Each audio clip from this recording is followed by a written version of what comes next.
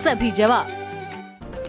नमस्कार, आप देख रहे हैं भारत समाचार और मैं हूं आपके साथ श्वेता यादव। भारत समाचार के खास प्रोग्राम हरितालिका तीज स्पेशल नक्षत्र में आप सभी दर्शकों का स्वागत है। सुहागिन महिलाओं के लिए साल में हरितालिका तीज का व्रत बहुत ही महत्वपूर्ण माना जाता है। हरितालिका तीज का दिन मां पार्वती और भगवान शिव को समर्पित होता है। इस दिन विधि विधान पूर्वक माता पार्वती और भगवान शिव की पूजा आराधना की जाती है। इन्हीं सब विधियों को बताने के लिए हमारे साथ स्टूडियो में मौजूद हैं आचार्य राजेश शुक्ला जी, जो आज आपको बताएंगे हरितालिका तीज का कैसे व्रत करें। भारत समाचार के सभी विज्ञ दर्शकों को आचार्य राजेश शुक्ला का प्रणाम। वंदे भवानी शंकरो सिद्धा विश्वास श्रद्धा विश्वास रूपिणो याभ्याम बिना न पश्यन्ति सिद्धा स्वांता स्मेश्वरम।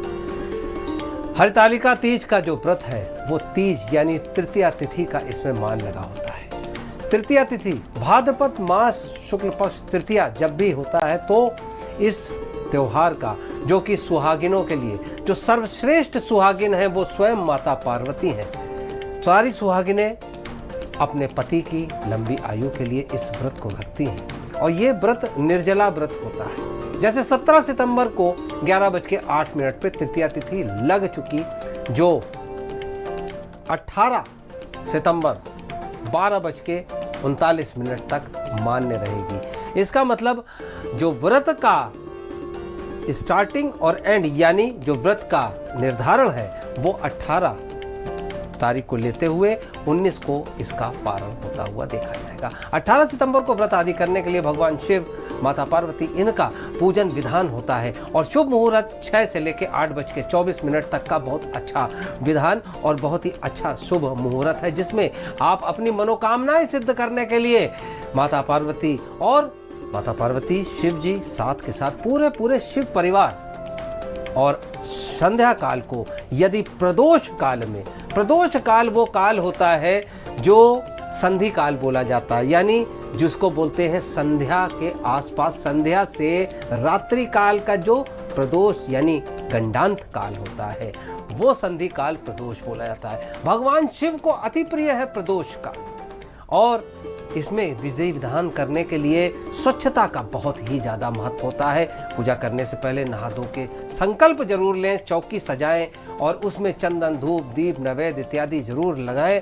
लेकिन इसमें भगवान गणेश जी का सबसे पहले पूजन होता है, क्योंकि प्रथम पूज्यत गणराऊ, यानी कि भगवान गणेश को प्रथम पूजन करना और सुहाग का सामान माता पार्वती को अर्पित करने के बाद शिव जी के ऊपर बेल पत्र, शमी पत्र इत्यादि और यदि हो सके तो गंगा जल इत्यादि से अभिषेक करने की भी परंपरा। तो श्रृंगार की सामग्री महिलाओं द्वारा, और महिलाओं के लिए श्रृंगार स्वयं भी बहुत जरूरी होता है।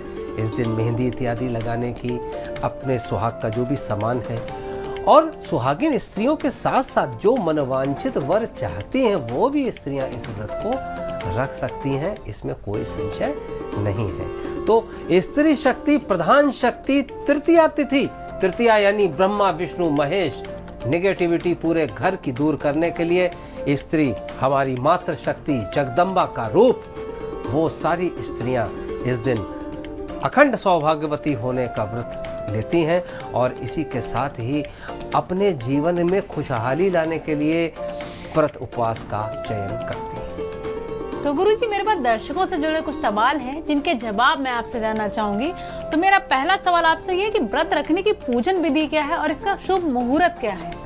बहुत बढ़िया। जैसा कि मैंने पहले इंगित किया कि इसमें व्रत रखने की जो पूजन विधि है वो विशेष रूप से प्रातःकालीन यानी सूर्योदय कालिक 18 तारीख यानी कि जिस दिन ये तृतीया है, उसी दिन बिल्कुल स्वच्छ होके सबसे पहले माता पार्वती का, भगवान शिव का और उनसे भी पहले गणेश जी की आज्ञा लेके निर्जला व्रत का ये शुरुआत होता है।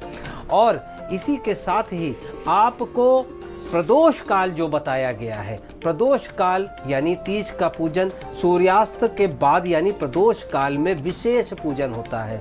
सुबह शुद्ध होके और संध्या काल यानी प्रदोष काल में शिव जी, पार्वती जी और शिव परिवार की इसमें बालू मिट्टी की मूर्ति बनाई जाती है। फल फूल पत्तियों से सजा के चौकी पे रखा जाता है। सभी देवताओं का आवाहन किया जाता है धूप और दीप प्रज्वलित करके। ये आत्मशुद्धि, जगत शुद्धि, इसका प्रभाव देखते हैं।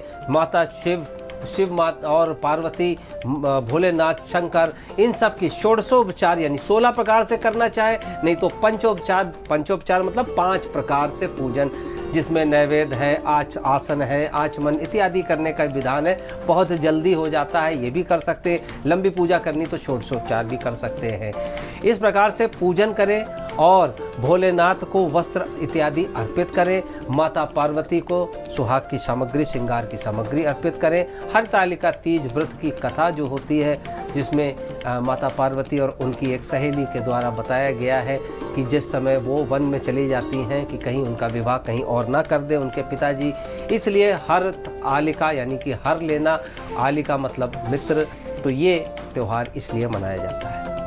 तो गुरुजी मैं आपसे पूछना चाहूंगी कि हरतालिका तीज व्रत इतना खास क्यों होता है, इसकी खासियत क्या है आखिर? हाँ देखिए, हमारे जो परंपरा, सनातन परंपरा है, इसमें अखंड सौभाग्यवती और जो जगदम्बा मातृशक्ति, जो मातृशक्ति है, इनकी पूजन होता है। और मातृशक्ति, जब भी कभी मातृशक्ति का प्रभाव देखा गया है, इसमें माता पार्वती को केंद्र बिंदु मान के, और अगर पति हो तो भोलेनाथ शंकर जैसा हो, इसकी मान्यता इसी दिन इसलिए होती है कि आज ही के दिन माता पार्वती ने हठ किया था कि नहीं, मुझे अगर वर चाहिए तो शंकर भगवान जैसा। इसलिए मनोवांछित वर प्राप्त करने के लिए ये व्रत होता है।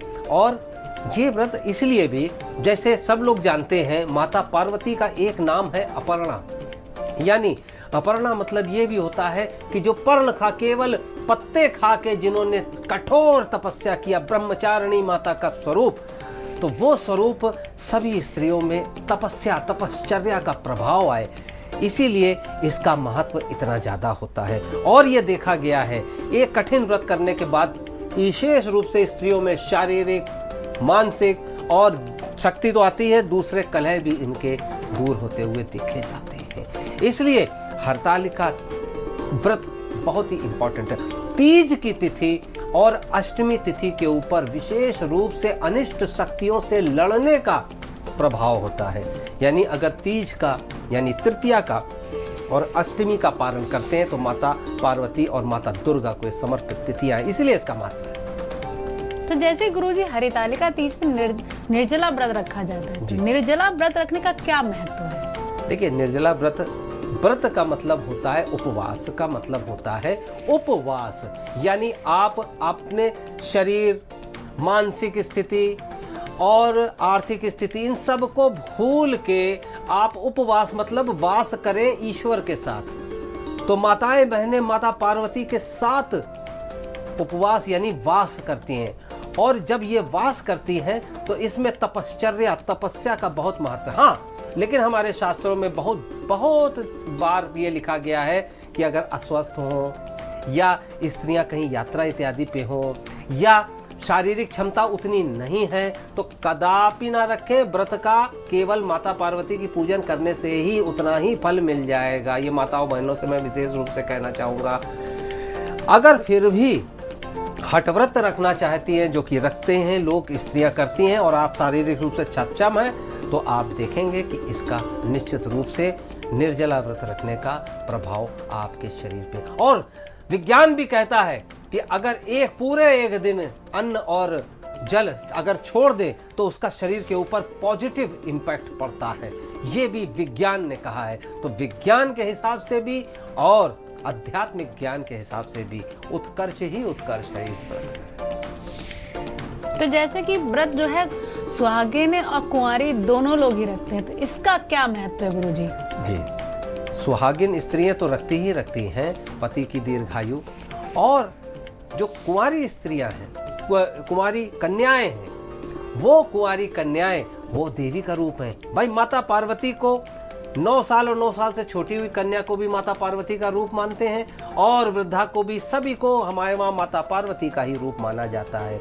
इसलिए ये व्रत माता पार्वती के साथ उपवास का है, इसलिए कुंवारी कन्याएं अच्छे सुयोग वर को प्राप्त करने के लिए, और सुहागिनें यदि जिनके जीवन में कष्ट चल रहे हों, जिनके जीवन में किसी प्रकार के दाम्पत्य में कठिनाइयां आ रही हों, वो अगर रखती हैं तो ये देखा गया है कि इसके मात्र पालन कर लेने भर से काफ़ी तकलीफ़ें, काफ़ी तनाव दूर होते हैं। तो दोनों ही स्त्रियां रख सकती हैं, कन्याएं भी रख सकती हैं, सुहागिनें स्त्रियां भी रख सकती हैं।